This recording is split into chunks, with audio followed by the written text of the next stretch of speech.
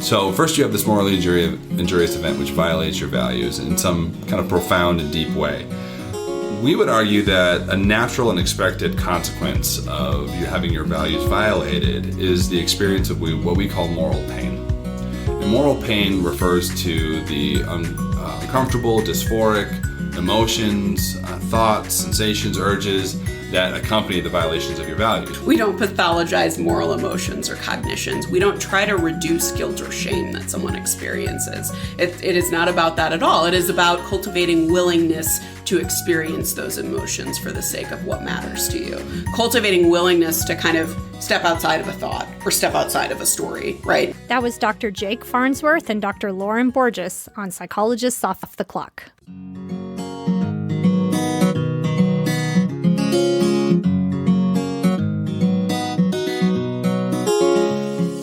We are three clinical psychologists committed to cutting-edge, integrative, and evidence-based strategies for living well.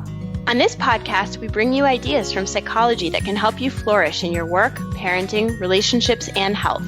I am Dr. Diana Hill, practicing in Seaside, Santa Barbara, California. I'm Dr. Debbie Sorensen, practicing in Mile High, Denver, Colorado. And from coast to coast, I'm Dr. Yael Schoenbrunn, a Boston-based clinical psychologist and assistant professor at Brown University. We hope this podcast offers you ideas for how to live a full and meaningful life. Thank you for listening to Psychologists Off the Clock. Hi, everybody. We have some great events coming up in the new year we want to tell you about. I'm going to be in Santa Barbara at Yoga Soup, presenting a workshop on committed action. So if you have a change you want to make in the new year and you want to do it in a way that is sustainable and values-based, meet me at Yoga Soup on January 5th from 2:30 to 5. And if you sign up before December 20th, you'll get a discounted rate. You can find out more information at yogasoup.com. If you enjoyed episode 102 with Dr. Stephen Hayes, who is the co-founder of ACT and wrote A Liberated Mind, we are having an online question and answer session about A Liberated Mind. It's a great chance to talk to Steve Hayes directly, ask him questions, and listen to him talk about the book. That's happening on Tuesday, January 7th at 9 a.m. Mountain Time. So do the math on the time zones if you need to. And you can go to www.impactpsychcolorado.com for details about how to join us live. And if you are a mental health professional and identify as a woman, please come to Boulder, Colorado on March 7th. I'm doing a professional development workshop with Dr. Meg McKelvey. You know, as women in mental health professions, we have a lot to balance and we can get really depleted sometimes. And this workshop is about tuning into our professional values, recharging our batteries, and coming together to support one another in our professional and personal growth. And we really welcome everyone from students in graduate school to seasoned mental health professionals to join us. It's going to be a wonderful event. And so also for that, just go to impactpsychologycolorado.com for more information. We have links to all of these events on our website, offtheclockpsych.com. Check it out. I'm bringing you an episode about moral injury and shame. And to me, this is a pretty cutting edge new area that I've been learning about. As a clinician, I think it's very helpful to think about shame. It gets overlooked a lot with clients. And often when people have done things in the past that violate their own moral code, they can get really deep into shame and moral injury. And in this episode, Lauren and Jake talk about how moral injury is really tied to these moral emotions that people have, and we have them for good reasons. And it can be really problematic for people when they are in shame and they get stuck there and they might do things that are problematic in their lives. And I have to say, as a clinician, now that I know a little bit about this, I've started to pick it up occasionally in my clinical work where I might not have before. I'll be sitting with someone and they'll be talking and I'll be like, oh, you know what? This is moral injury. And I think just having the awareness of it and also recognizing the emotional and social impact it can have on people has been really helpful for me as a clinician to know about. Mm-hmm. The episode really focuses on more extreme cases, and that makes sense, like combat situations. The researchers that you talk to, Debbie, you work at the VA and have met with people that have seen and done really, really hard things in their lives. But there's also ways in which moral injury and shame shows up, I think, for many of us. And I've seen it in my practice as well. Some of the places where I've seen it have been things like in relationships where one partner maybe has had an extramarital affair and they harbor so much guilt and remorse about it that it can actually get in the way of them moving forward in the repair of that affair. Another place that I've seen it a lot is in the addictions, certainly with eating disorders, where people feel so upset with themselves about things that they did while using their eating disorder or while in their addiction, that it actually leads to the cycle of more addiction because you use the addiction to try and mitigate the feelings that you have around it. And I think that what's interesting about their approach is that it's not about trying to cajole the client or your friend or whoever else may be coming to you with a moral injury. It's not about telling them they shouldn't feel bad about what they did, because actually the feeling bad about what you did links to your values and what you care about. And there's a reason why you feel so intensely about this and why it's gotten so stuck for you. Yeah. I'll add another area that I've heard people talk about moral injury a lot, which, and they actually allude to this a bit in the episode, which is about physician stress and burnout. I don't know if you've heard about this, but physicians and health care workers are experiencing really high rates of stress and burnout. And they work in systems often where they make really hard decisions. Sometimes they have a lot of moral responsibility to make the right decision, potentially save lives or not. And sometimes they're actually not even able to work at the highest standards of their professions because of all the pressure that they're under. For instance, we talked to Cynthia Lee recently about how having the time to really get to know your patients well is really important and provides the best care. But sometimes that's just not possible. And so there are some people, Wendy Dean and Simon Talbot are leaders in this, who are really saying that physician burnout phenomenon is actually really a moral injury issue. It's not so much, just they're stressed and tired. It's that they are at some sort of moral crossroads with their work that's making it very difficult to keep doing it. I can totally relate to that, Debbie, and when working with a suicidal client or having a client that attempts suicide, and how that therapists could feel like that they've committed a moral injury if their client attempts or if their client becomes very suicidal, because you're at this crossroads of what can you do to help this person, and did you take the wrong road? Like, did you do the wrong thing? Should you have hospitalized them that day, but then you let them go? And we've talked about that in cases that we've consulted on together, Debbie. Yeah, I mean, the first thing that crosses your mind, you care about the person and you want to help them, and you're thinking, could I have done more? Yeah. And I think it's a lot of moral weight that we put on ourselves to take responsibility for people in that way. Yeah.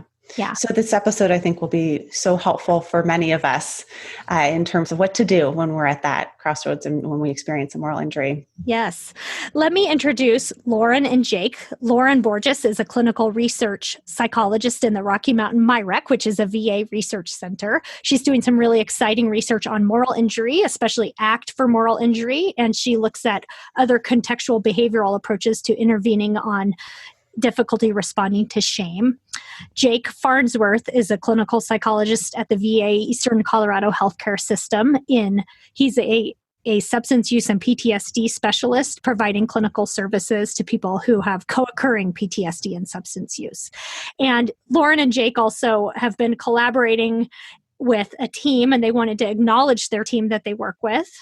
Robin Walzer, Kent Drescher, Sean Barnes, Wyatt Evans, Lisa Brenner, Jason Nusma, Joe Currier, and Craig Rosen. So thanks to all who are doing research in this important area. We'll link to some of their articles and publications on the show notes for today's episode. Yeah, it takes a team to do this type of work, and I know all those people were major contributors to what they're talking about today. Yes. So let's start with the basics. What do we mean by moral injury? What is it? Yeah, so this is a great question. So the idea that there's moral distress, associated with traumatic events is certainly not a new idea.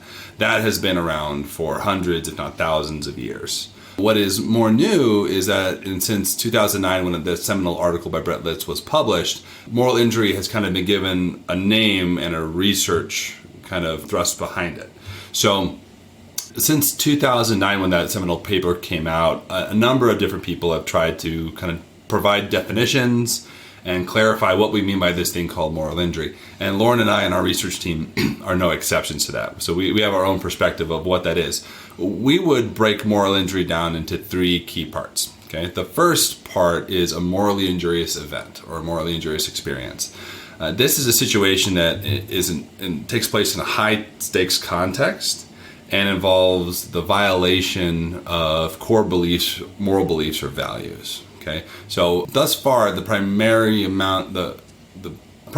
area where this has been researched in is in military contexts. But as is kind of continuing to the construct is continuing to evolve and grow, it's quickly being seen how this can apply to other domains as well, which we'll talk about more in a little bit.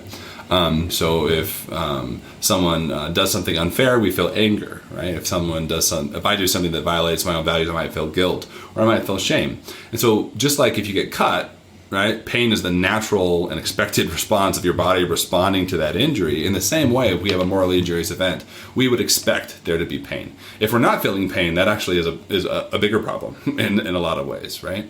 So what we would term moral injury then is not the pain itself, but rather the individual's ineffective, unworkable, or costly attempts to kind of control, manage, or solve the pain, so to make it go away. So that can happen in a lot of different ways, but we think about social isolation, we think about substance use, alcohol, working, distractions. There's a whole multitude of ways in which an individual might try to avoid that pain, but end up making that pain actually get worse. So to break it down, so the morally injurious event is the experience itself. The moral pain would be like the consequence, the natural consequence from that event, and the moral injury would be the ineffective strategies that we try to use to get away from the pain, but that are either costly or ineffective. Okay, so it's not just the event itself, it's sort of the aftermath in terms of moral injury to the person, in terms of effectively responding. Yeah, in the same way we might separate like a traumatic event and PTSD, we would separate a morally injurious event from a moral injury, which is the response to that. So when a person has had this history of doing something that's against their own moral code or sort of a moral injury event, as you say, what does that look like later? Like, how do you see people struggling down the road when that's the case? It depends a lot on the nature of the morally injurious event. And I probably should have said a second earlier that the MIE's morally injurious events can happen in different ways. So for example, you could have someone betray you, right? So you haven't done anything wrong, but someone else betrays your trust. And so we would expect like anger would be a really natural emotion to flow from that. Or you could see, one person act out against another person in a way that betrayed your values. So you just witnessed it, and you might feel contempt or disgust by witnessing that happening. Now, if you were the party that through your own choices betrayed your values, you might be more likely to experience guilt or shame. So it depends a little bit about the constellation and the factors of the morally injurious event itself and what the moral injury will look like. But oftentimes what we see, I think, across the board would be kind of this overarching social disconnection, right? Morality is inherently social. And so when a person feels guilt or shame, they often feel like they don't deserve to be there, they don't deserve to be happy, so they might pull away. If they feel like the world or people important to them have betrayed them, they might push back, right? Or push against those people and kind of disconnect in that way. We also see from people experiencing like a loss of empathy when they have their morality betrayed, especially if it's in a routine, kind of consistent way that happens over and over and over again, maybe as part of their job. They just build up these layers of numbness and distancing. And so, and in some cases, people even kind of lose a sense of moral bearing. They might have a sense of moral disillusionment, that there really is no such thing as right and wrong. And it makes it very hard for them to integrate then into our society, which has this kind of ideas about what is acceptable, what's not acceptable. And oftentimes, of course, spiritual or religious concerns can be wrapped into that as well. And then kind of going along with our definition of moral injury, I think the other thing that I would say in addition to social disconnection is the kind of the negative effects of the coping strategies. So you might not actually see the moral injury itself playing out, but what you might see is really heavy alcohol use or drug use or isolation, working a lot, like these kind of things that the person is trying to use to cope with their internal experience of pain is what actually might rise to the surface more. Multiple suicide attempts. Yeah. That's something we see often too associated with moral injury, and there's a lot of literature coming out that's starting to support the relationship between moral injury and suicide. Yeah.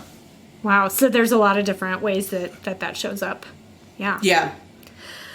So you both work with veterans and talked earlier about how this often happens in a military context. And I think people could imagine ways in which that might show up in combat situations or different atrocities. What are some other ways, or can you give some examples of types of moral injury people might experience? Yeah, absolutely. So I think I want to highlight a couple things Jake said related to war zone veterans first, because I think they're important, and then we'll kind of expand a little bit to outside of a military veteran population. There's actually a whole intervention dedicated to the impact of killing, which I think is really interesting. So that's a morally injurious event that we see often in the people we work with. And I wanted to highlight something else you said about, because I think this is often something that we sometimes don't think about as a morally injurious event, an act of omission. Yeah. So something where I'm witnessing an atrocity, or I'm witnessing something that I don't believe is inconsistent, that I believe is inconsistent with my values and should not be happening, but I don't intervene, right? So kind of objectively, it looks like you did everything you should have done, like you behaved exactly as you should have behaved, and yet you violated your values by not acting. And that's something that we've both seen a lot in our groups and in some of our individual work, just witnessing atrocities. And I think that piece really applies to civilian populations too. I think if you think about something like witnessing a motor vehicle accident and not being able to intervene, seeing death associated with that, being involved in a natural disaster and not being able to help other people and save the lives of other people. There's an example that we use in some of our workshops and clinical presentations with a client that one of us worked with who was so heavily using substances that his children were sexually victimized as a result, which is another example of a morally injurious event that certainly doesn't stem from war, but is very obviously shame-evoking, and getting caught up inside of that story definitely affected this individual's functioning. I think we've also had some people in our group who have morally injurious events from prison. So something like a gang initiation, or just behavior that I had to engage in prison for the purposes of survival. And now that I'm outside of that, how do I, and I think this is an important piece, how do I kind of hold these two behaving related to two different value systems, right? So if I'm over in war and I have to subsume kind of the value system of the military, and then I come back and now I'm faced with all these cues of what I care about in my community, how do I hold those two things at the same time? And I think that's true for people who are in prison and other contexts as well. If I could add please. also, so another area where moral injury is really being explored right now is with physicians, people in the ICU who have to make really split-second decisions that will impact these patients' lives forever, whether to amputate a limb or make other kind of critical life or death decisions. Same is true for first responders, paramedics, Absolutely. firefighters, police officers, police officers in particular because they have the potential to use lethal force, but also paramedics who have to kind of make decisions about who gets treatment first, and inability to kind of render necessary aid sometimes. Or there's also been some exposure to or some exploration of people exposed to child sexual abuse, Child Protective Services, and going into these situations over and over, we have vulnerable populations being exposed to kind of inhumane or abusive context, but not necessarily be able to do anything legally. So there's a lot of kind of interesting exploration right now about how far the moral injury construct can and should be extended, and that's kind of a nebulous area right now. Yeah, I think a lot of different people are doing work in this area, and the measures that we use to kind of identify exposure to different kinds of morally injurious events were normed and developed explicitly for war zone veterans. But there are other investigators that are looking at this in other populations. So I think the next 10 years will be really interesting for this field. Do you think that people know that they're doing something morally wrong while it's happening or while they're doing it? Or can it sometimes be retrospective, like they don't really realize it's a problem at the time and it's only later?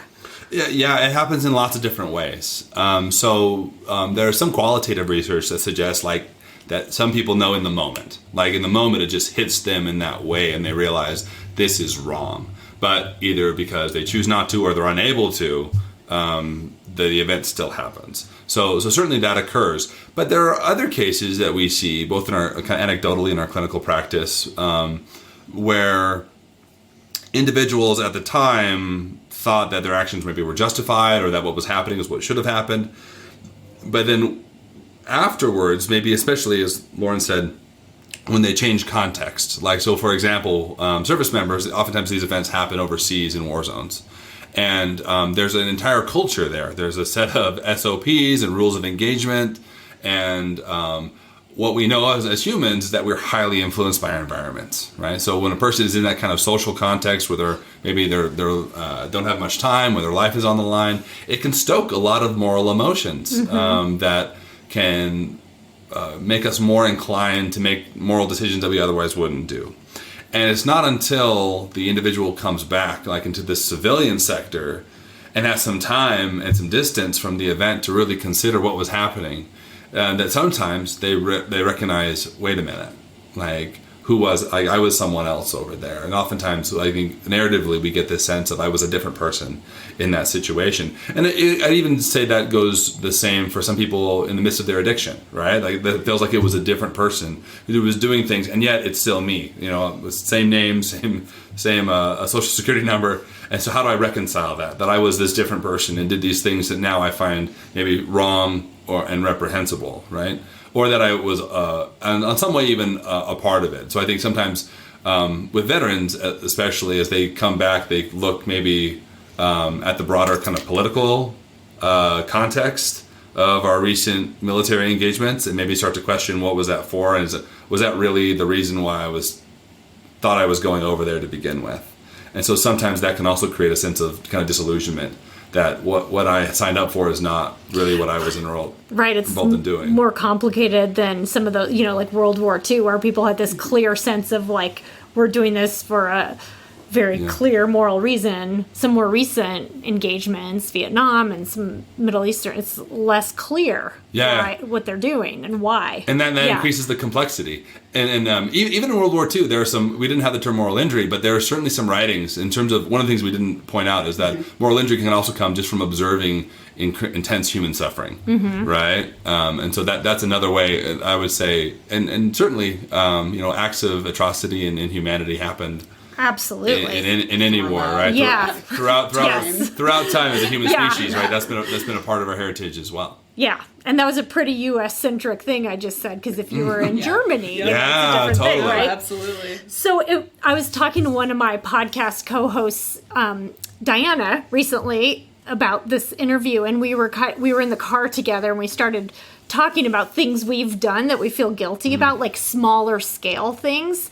Do you think things like, for instance, you're not paying attention on the road and you hurt someone, or you're, as a parent, like, when you yell at your kids even though you don't think that's a good idea, like, do you think that there's degrees of moral injury events? Yeah, so that's a great question. Like, do we all have them, or is this its own thing? So when you think about this actually is an important question, because moral injury is kind of an intuitive concept.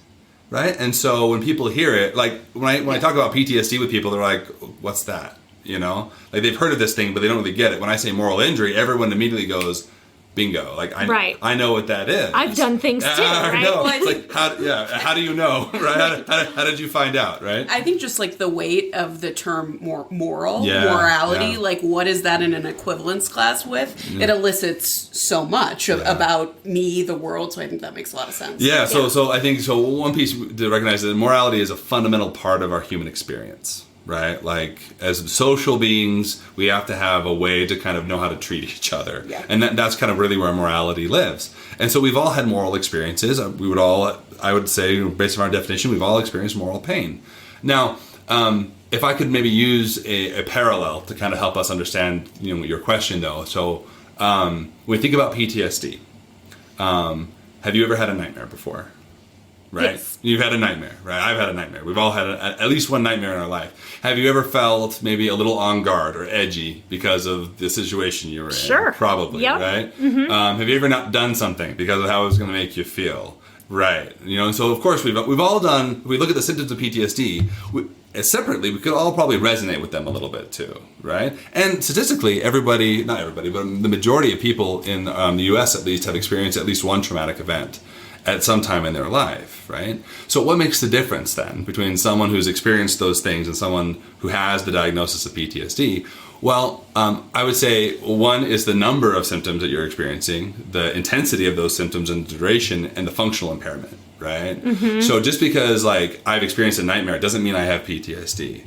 So one of the things that's important is to look at the severity of what we're seeing here on a clinical sense. I think another piece to look at is kind of the functional relationship, right? So maybe we've all done things that came short of our values, right? What was the effect of that, right? So when we're talking about moral injury, first of all, we're talking about a high stakes environment. We're not talking about getting a parking ticket.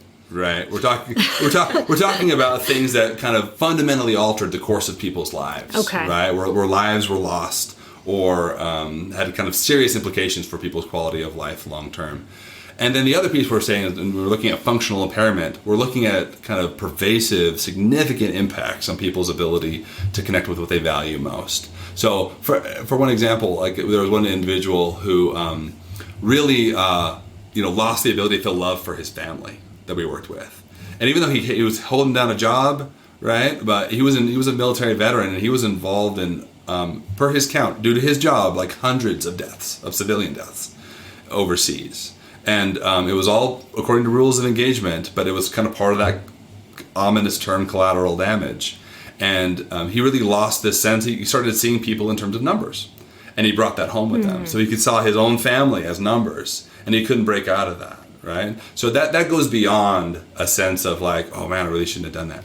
It's much more pervasive, intense, and functionally impairing when we're thinking of the construct of moral injury. And I think that's something that can go along with that, and something we really target in treatment. We'll talk a little bit about ACT for moral injury later. Is this perspective shift that can happen, or kind of if I have this perspective already and I experience these morally injurious events, it can just become ingrained even more so. That really individuals kind of get caught up in stories about themselves related to what happened in a way that is so kind of debilitating and paralyzing that I'm kind of trapped inside of that story now. We'll kind of go more into that in a second. So it's become a really big thing in their life. It's really impairing. It's all I can so see. Those minor things that we all experience are just at kind of a much, much lower level. Yeah, it's almost become taking a central role. In trauma studies, there's this idea of event centrality. That this event now becomes the center node of my life, and everything revolves around it. It's the hinge upon which my life turns. And for many people, when they have experienced a severe morally injurious event, it's like that. It's this is the kind of the fulcrum upon which my life is turning now. Yeah, well, it takes over. Yeah. So we've been talking about PTSD, and we've talked about moral injury, which seems like they often go hand in hand. What's the difference between the two? Yeah, so they are highly correlated, and the research is saying that they happen together. And this is an area of active kind of discussion right now.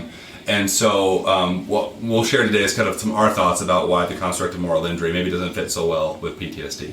So I'd say there's four main reasons. So one is that PTSD is a DSM diagnosis, which means by definition it's a sign of pathology, right? That something has gone wrong, and we expect, sometimes we talk about PTSD as a failure to recover, that we would expect people to kind of be able to bounce back from these events, maybe sometimes with some help, but we would expect there to be a natural recovery. Now, when we think about a morally injurious event and the moral pain that a person experiences from that, as I said earlier, if you get a cut, we expect you to feel pain. That actually means that something's working right. Even though it's uncomfortable, even though it's hard, what maybe colloquially we would refer to as a conscience, right?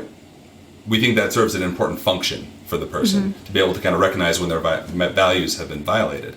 So for that, I worked with one client, and I diagnosed him with PTSD, and he met the criteria, but what he actually said to me when I gave him the diagnosis, he rejected it. He says, no, I will not accept the diagnosis of PTSD. And he explained, I don't have PTSD, I have a conscience. which was a really powerful impact for me, to realize, like, wait a minute, like, I've been medicalizing this thing that this person actually sees as an ethical issue. And so that's one reason why we think it's important that moral injury not be classified as a DSM diagnosis, because we don't want to pathologize conscience or sense of values. It's a good thing that people have a sense of morality and a conscience. Right, and that we feel bad when bad things happen. Like that's actually a good thing. So that's one way it's different than PTSD. Another is that in order to have a PTSD diagnosis, you need to have what's called a criterion A trauma. And that involves, by definition, serious injury, loss of life, or sexual violence. Because those are the only kind of three things that will meet that criteria. And you can have a morally injurious event that doesn't involve those things. Like, I had one client who, for his job, had to bulldoze houses of people who were very poor. So they'd be standing on the side of the road while he just demolished their entire life and livelihood in order to make way for this convoy. And so no one was in danger, no one lost their life, there was no sexual violence. So it doesn't count as a criterion A trauma per PTSD's definition. And yet that stuck with him for years and years and years. So that's another reason why moral injury doesn't necessarily fit the criteria for PTSD. Another one is that PTSD is largely still a fear-based diagnosis. In the latest DSM, has been pulled out of the anxiety disorders, but you see a lot of the vestiges still there in terms of hypervigilance, startle reflexes, and other things like that. So it's still largely a fear-based diagnosis, and moral injury clearly is about guilt, shame, anger, and other moral emotions and experiences. And the last one that I would say that is important, and really clear implications for treatment, is that PTSD, in order to have your thoughts be associated with PTSD or fall under that umbrella, they need to be distorted or exaggerated. That's just a part, is written into the actual definition of the criteria. In order for something to be distorted or exaggerated, you have to be able to prove it it's inaccurate, right? You have to be able to show, like, with objective evidence that this is why it's not accurate. And we do that in PTSD treatment. And that's, like, people might say it's dangerous outside, and say, well, how often are there bombs going off? Like, how often are there shootings? And it feels like a lot until you actually do the numbers. And actually, we live in a very safe part of the world. So, in contrast, PTSD is about what is. Moral injury is about what ought to be. And so, for example, a person could say, I know that there were reasons why, what happened, but I still feel like I should have done something. Like, we have people who will maybe saw, like, a rape happening, and they were ordered not to do anything, right? So there was this clear, like, command, no, don't do anything. And maybe they complied with that order, but now, in retrospect, they think, I should have done something, right? Like, I should have taken action. So moral injury and moral values are really about what ought to be, not necessarily what is, right? And there's a discrepancy between those two. So, and you can't prove an ought to be accurate or inaccurate. That's right. It's right. It's very subjective. It's a value. Yeah. So for that reason, by definition, we would argue that moral injury does not fall within the criteria for PTSD. And when you're focusing on what is, right, like you did everything you should have done, you're not kind of targeting how someone's relating to their guilt and shame. you're targeting something else. So I think Jake's point about PTSD being characterized for a really long time as an anxiety disorder is really important in thinking about how interventions, how EBPs for PTSD were set up, and kind of set up with that conceptualization in mind, which certainly doesn't mean that they don't target guilt and shame. We would argue that our intervention primarily targets how individuals are relating to guilt and shame and other moral emotions. Right. If you're looking for a great way to support us here at Psychologists Off the Clock and make your life easier and healthier, you should go to my new favorite online store, Thrive Market. Thrive Market carries all your grocery and household essentials with the convenience of getting everything online and then quickly shipped right to your door. And right now, you can get 30% off your first order plus a free $60 gift if you go to thrivemarket.com/POTC. I love that I can use specific filters to curate my shopping experience so I can find organic meats and low-sugar snacks for my kids. Plus, when you join, they give to a family in need. How cool is that? So join in on the savings with Thrive Market today and get 30% off your first order plus a free $60 gift. Go to thrivemarket.com/POTC for 30% off plus a free $60 gift. That's thrivemarket.com/POTC. thrivemarket.com/POTC. I know I talk about my kids a lot, but I also have 2 adorable dogs, Tilly and Hazel. We love to spoil them, which is why we love Whole Life Pet. Whole Life Pet makes single ingredient treats, meal mixers, supplements, and hydrating snacks for both dogs and cats. And if you try out Whole Life Pet, you're surprising your pets with fun new flavors while also supporting Psychologists Off the Clock. Visit wholelifepet.com and use promo code POTC to get 25% off your first order with free shipping over $50. When I open the Tuscan Blend Bistro Bowl meal mixer to add to Tilly and Hazel's food, they start wildly sniffing and can't wait to dig in. The best part is Whole Life Pet uses a freeze-dried process that locks in nutrients and freshness, and they never add chemicals, additives, preservatives, or anything artificial.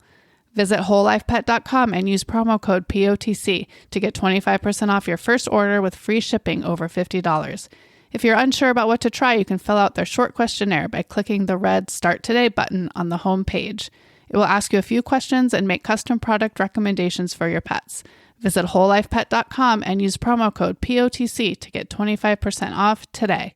Well, speaking of guilt and Yeah, shame let's talk and about moral it. emotions, you do talk about shame as a moral emotion that has a purpose. Can you tell us about why humans have shame? Yeah, so I think there are a couple different levels here that are important to consider. I think the first is evolutionarily why we have shame.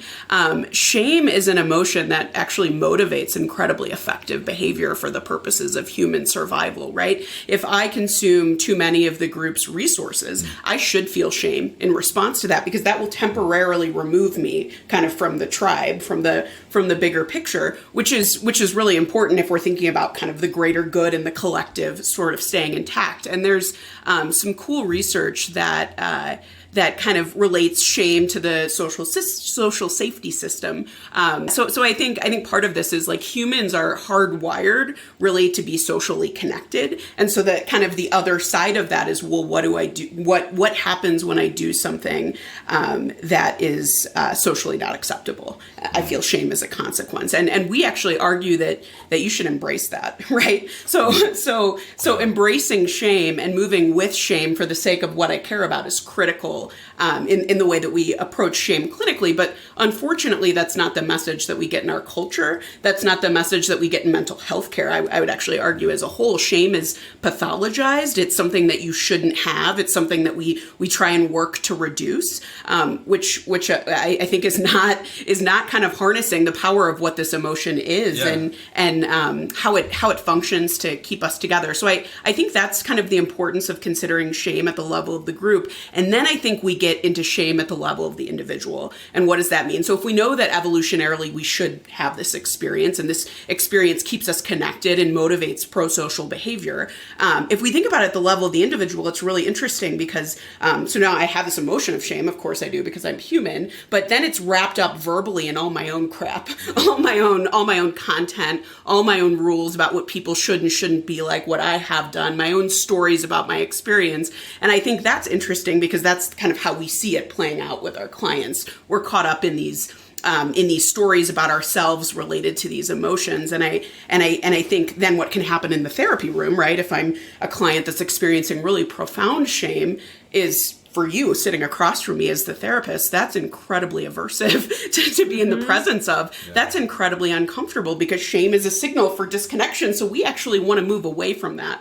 We don't want to embrace that often as a therapist sitting in a room with our client in pain. We want to stop the pain. We want to do whatever we can to avoid that or to kind of disengage from that, which is really problematic. I think one of the things that we talk about in the context of our work together, and this is something we have in common a little bit with RODBT, is thinking about what we're doing in the room to be open to the experiences that our clients are having. How are we actually physically positioning ourselves to embrace and facilitate whatever's happening, rather than kind of punishing it and putting it on extinction or switching topics because we're not comfortable talking about it. We actually just got a paper accepted for publication that I think think speaks to this nicely, and we'll send you the link for it. But it was this qualitative study on veterans who had completed evidence-based psychotherapy for PTSD and kind of some of the barriers to talking about moral injury in the context of that treatment. And one veteran shared,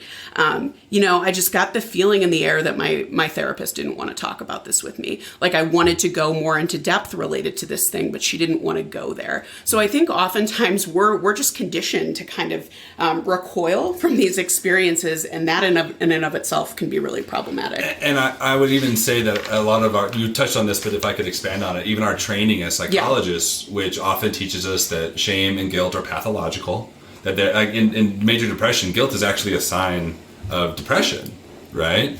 And that there was an article that called Shame Toxic, right? And some other kind of maybe some prominent voices for vulnerability and the importance of that, which is good, but we often demonize shame, right? But imagine a world without shame, and imagine like what people's conduct would be like. Shame is a powerful motivator, right? And it helps kind of us realize maybe when we could be better and we're closely aligned with our values. In ACT, which is the approach that Lauren and I kind of work from with moral injury, there's a saying that where there is values, there's pain, and where there's pain, there's values. And so we really lean and leverage that heavily in our groups, that if you feel shame, it means that actually that you really value honor, that there's something really important to you here, and that your body, your mind is telling you that you crossed a line, and that's good, because that means that you can kind of adjust your behavior going forward. So it's really hard to think about like this as a gift, but if we have shame, just like we have fear and all these other really uncomfortable emotions, they serve a purpose. And we need to be able to listen to them. And, as psychologists, maybe back off some of our pathologization of these experiences, which actually really serve really important functions for us.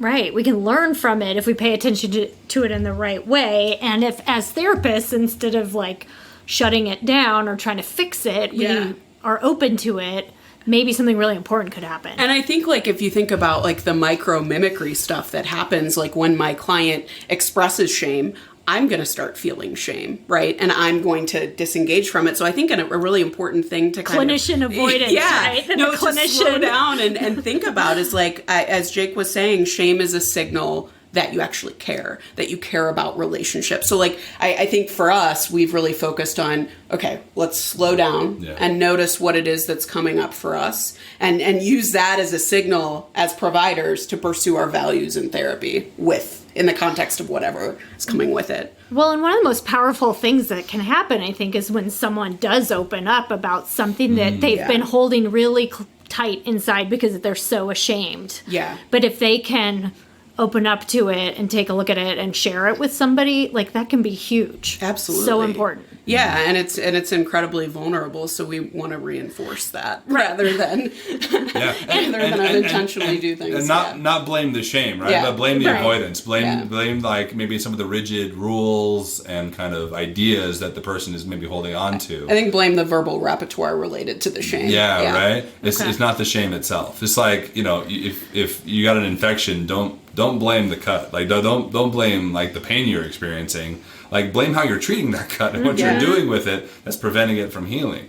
Right. Like if you're sitting in a room all day totally disengaged from your life because of the shame, that's a problem. Right. But the fact that you have shame really just shows that you're human. Yeah, absolutely. Exactly. Yeah. That's and beautiful. you care. Yeah. Lauren, you recently published a case example, and I've heard you present at conferences about this case. And we can link to the publication that goes with it on our website. But I was wondering if, just as an example, because I think examples are so helpful, could you kind of briefly walk us through the case that you published? Absolutely. I'm really feel fortunate to do that because I think this gives us a really nice kind of story to tell about our intervention and allows us to identify the parts of ACT for moral injury in a real kind of visceral way, which I think is better than us just taking apart, the different pieces of ACT-MI. So I think this will be nice. So in the MIRECC, we are often referred veterans who are incredibly suicidal because we focus on suicide research. And I had the opportunity to work with a service member who had multiple suicide attempts, had just finished the PTSD residential program.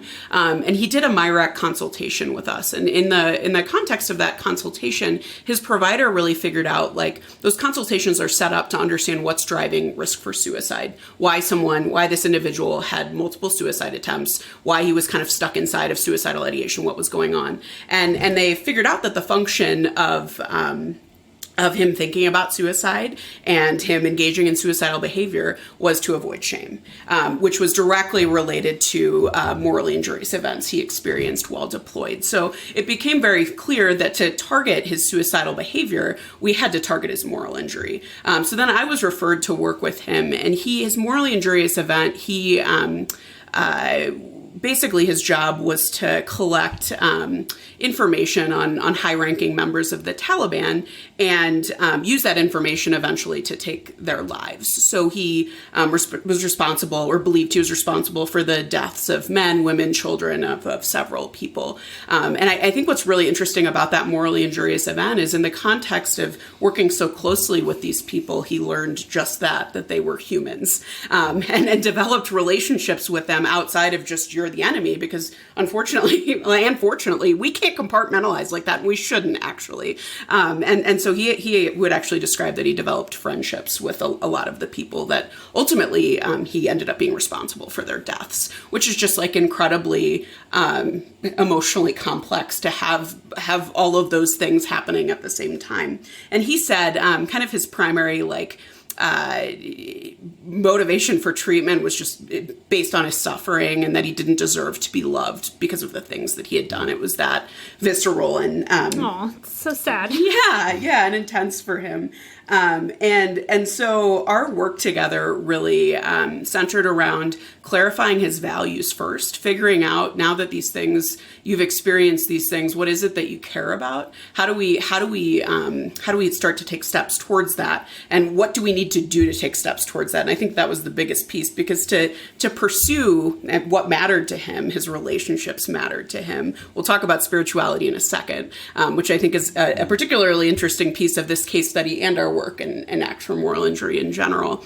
But to be able to pursue relationships, to be able to have a meaningful relationship with his kid, he's going to be put in contact with intense shame because he took the lives of children, right? So to be able to pursue what mattered to him, he had to be willing to experience emotional pain. So I think that was, in clarifying his values, what went kind of hand in hand with that was willingness to try something different, willingness to let go of getting caught up in suicide, to let go of overworking. He just kind of completely consumed himself in his job, to let go of all these things that hadn't served him, to get him closer to what he wanted. And so we did that together, and he's someone I will always remember as far as just a really meaningful guy to work with. He was, so we worked towards clarifying values, and then we moved to how do you actually observe and hold your moral pain for what it is? How do you hold shame? And he used to be a ballroom dancer. So he generated the metaphor. We talked about, well, how could you kind of ballroom dance with your shame?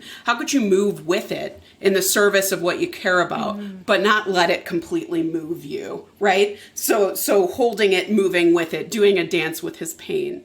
And immediately after, that's so cool. Yeah, what a great metaphor. Immediately after sharing that, he was like, "Oh man, I should not have shared that with you. You are going to now use this throughout treatment. Too much." No, but it was. I think it was a really nice way of how do you hold pain for the sake of what matters, which is I think really what the core of Act for Moral Injury is.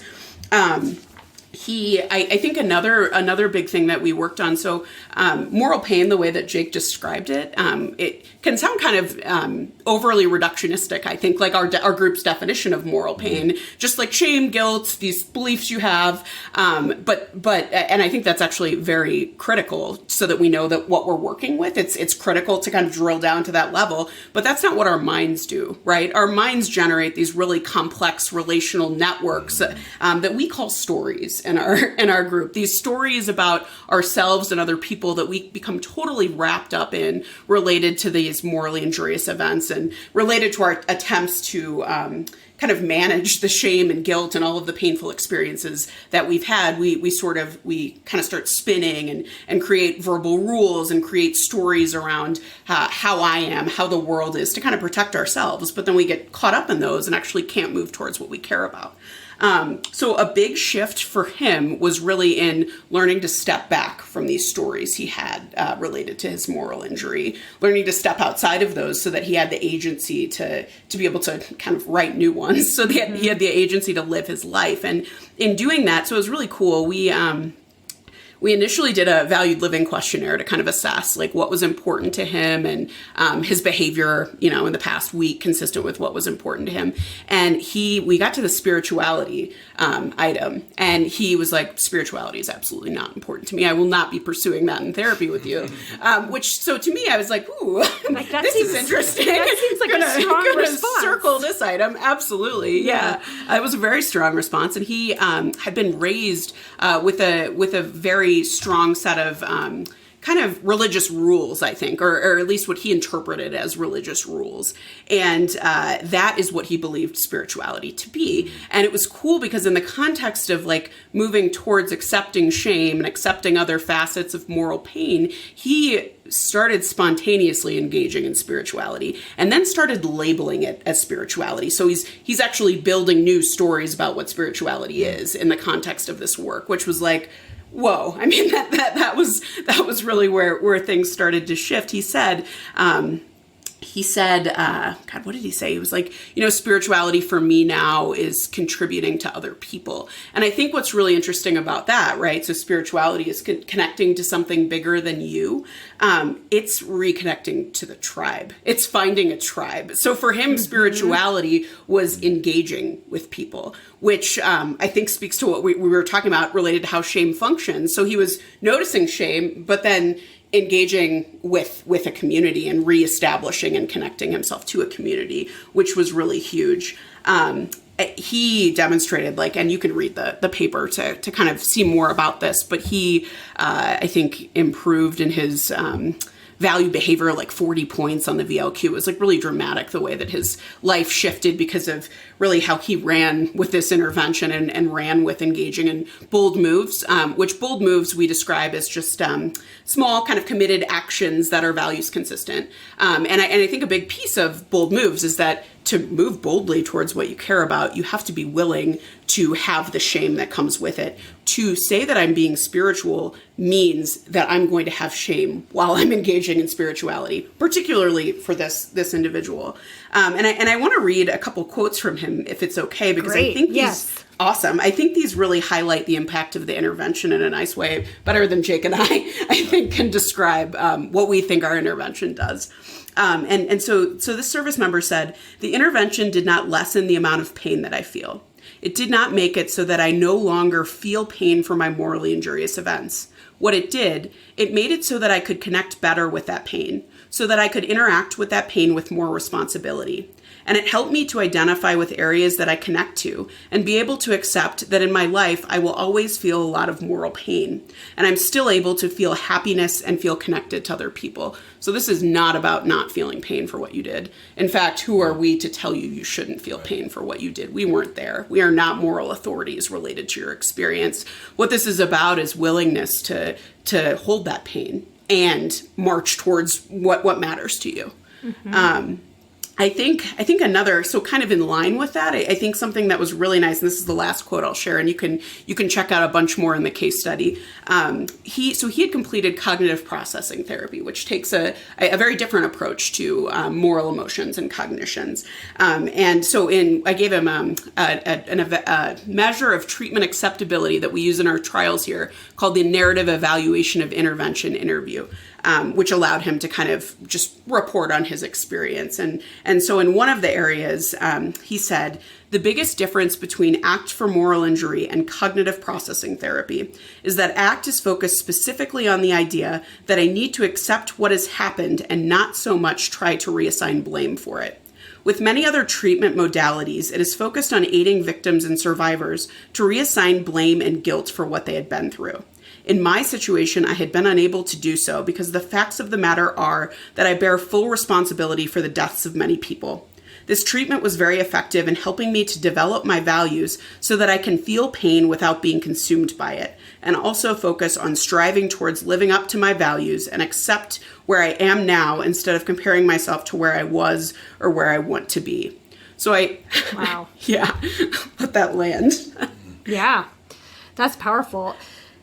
Yeah, I think what's like really, really key about that is it's not about reassigning blame. It's about kind of cultivating and identifying what I'm experiencing and still moving towards what I care about. We're not trying to make you not believe that you didn't do something wrong, didn't do something inconsistent with your values. And to really reiterate Lauren's point, one thing we stress really heavily, that we are not moral authorities. And sometimes when we don't think about the ethical implications of when we tell a client that their guilt or shame is inappropriate, or that like you shouldn't feel guilty. Yeah, totally. Like, don't worry about it. So going back to that is-ought dichotomy, we can tell them we could be authorities on what facts are, right? We can look at statistics, and we can authoritatively state, right, what the degree of danger is for a situation. But there is nothing in those three letters after our name that allow us to authoritatively state what is right or wrong. No. Right. And that's kind of snuck under the radar in some of our professional clinical wisdom, that somehow we can say, well, clearly that's, wrong, that they should be feeling shame or not shame. We try to come at that with a much more egalitarian, kind of sensitive to diversity perspective, that there's different worldviews about what constitutes right and wrong, and that you don't necessarily have to adopt my particular views in order to move forward with your life. Oh, yes. That's great. No, really. It's like there is no right answer to some of this stuff. Or if there is, I don't have it. Right. Yeah. I'm not the person You're to be not the expert. I'm not the judge on that. I'm not a moral expert. Now, we would say that we are maybe moral guides. That we can say, we have seen a lot of people travel this road, and if you tell us where you want to go, we might be able to help you get there. Right? So we can't ignore the fact that we have kind of moral weight and kind of a role to play in their recovery for moral injury, but that's not the same as being the authority that tells them where they should go and what's right or wrong for them to do. That's not our place. You're the expert on you. You get to decide what your values are. I'm not going to tell you that you should value X, Y, and Z. That's for you to decide and figure out throughout our work together. Yeah. Yeah. So this approach that you're doing is acceptance and commitment therapy based. And I think you alluded to this with the case, but how is it different from other approaches? And why might this be helpful? Yeah, so I think that's a great question, and one we've thought a lot about. I think the main point here is that we don't pathologize morality. We don't pathologize moral emotions or cognitions. We don't try to reduce guilt or shame that someone experiences. It is not about that at all. It is about cultivating willingness to experience those emotions for the sake of what matters to you. Cultivating willingness to kind of step outside of a thought or step outside of a story, right? Not trying to change what that belief is or what that thought is. And very consistent with an ACT model, kind of the more efforts that you sort of devote towards trying to change the content of an experience, the bigger that experience can actually get, and the more complex that network can actually get. So we very much kind of believe in that perspective. I think the other thing that kind of goes alongside that, and this is certainly consistent with other approaches to contextual behaviorism, is we're really focused on the function of the behavior that's happening right now. Why is this behavior maintained for this person? Why is it that when we talk about this thing, they change the subject, or they turn around and try and physically avoid something that evokes shame for them, right? So we would be generating some hypotheses about what it is that they're doing. They're trying to avoid, we would imagine, their experiences that are aversive.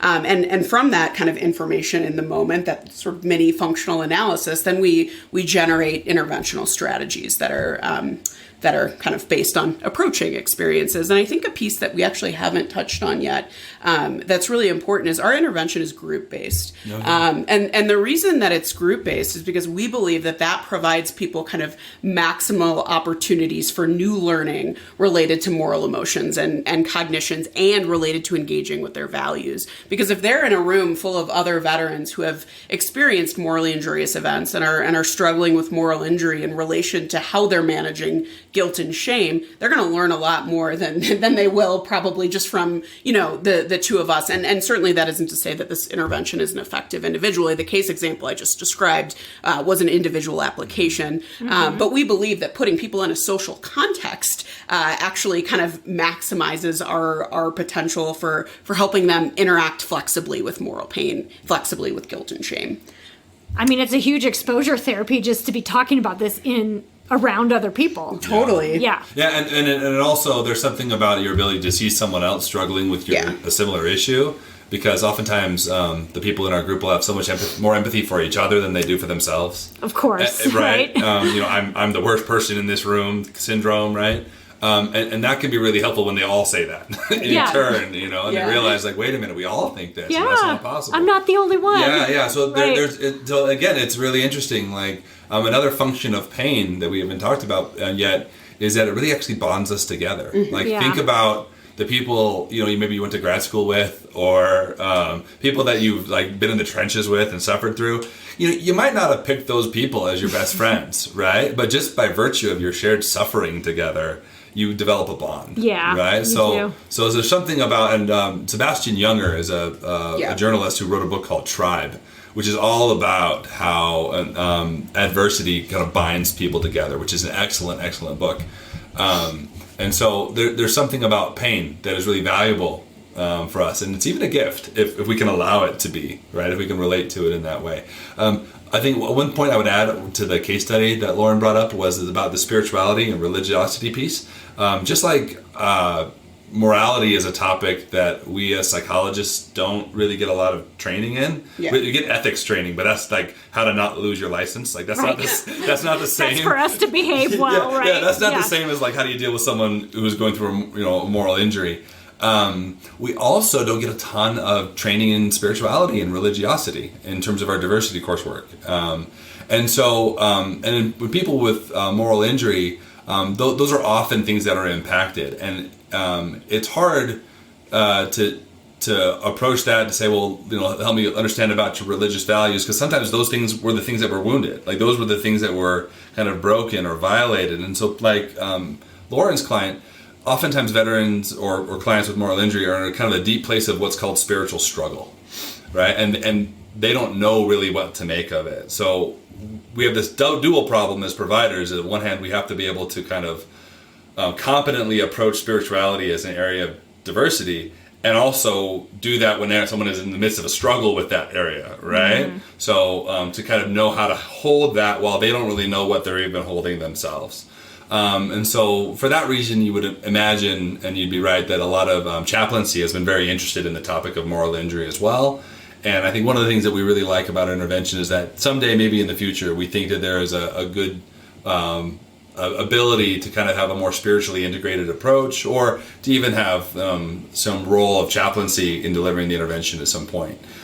Because we think that morality and spirituality are so just deeply connected that in order to do a good job, we're going to need to be able to approach both. And there's some opportunity to do some really deep work there, bringing those two together. I think one more thing related to kind of the distinction between ACT and maybe other approaches to trauma or moral injury is, and I think this is also consistent with other approaches to trauma and moral injury, but maybe something that we just really try to kind of engage in is in the context of figuring out how my behavior is functioning right now, then doing experiential exercises that map on to how that's functioning right now. Like you said, those kind of mini emotional exposures, because then the goal isn't, necessarily what you're doing in the room, it's to take it into your life in a meaningful way.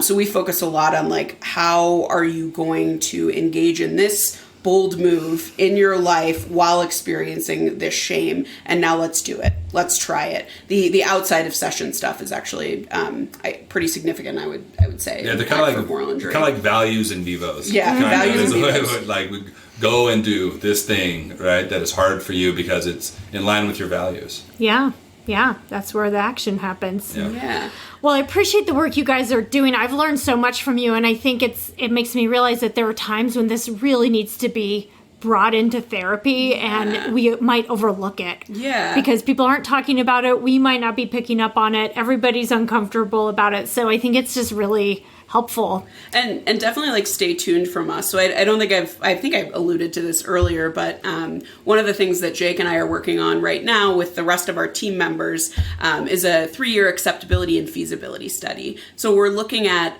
do veterans find ACT for moral injury to be acceptable? Also, do they find present-centered therapy for moral injury to be acceptable? So we developed a new application of present-centered therapy so that we can use that in a future efficacy trial if we figure out, like, one, how do veterans kind of find this? And then the second piece of it is this actually feasible to implement in the VA? So that's what we're working on right now, and we'll know more in a couple of years. So it's exciting. Keep us posted. For sure. And for those who are interested in learning more, we will link to some resources on our show notes for today. Any other resources you want folks to know about? Yeah, I mean, I think we both have websites that provide lists of resources, so we'll provide links to both of those. Great. Yeah, I would say for those interested in military-related moral injury, there's a couple good documentaries that people could look at. So totally. Sebastian Junger, that's that journalist I mentioned before, he did 2 documentaries. One is Restrepo, and the other is Korengal.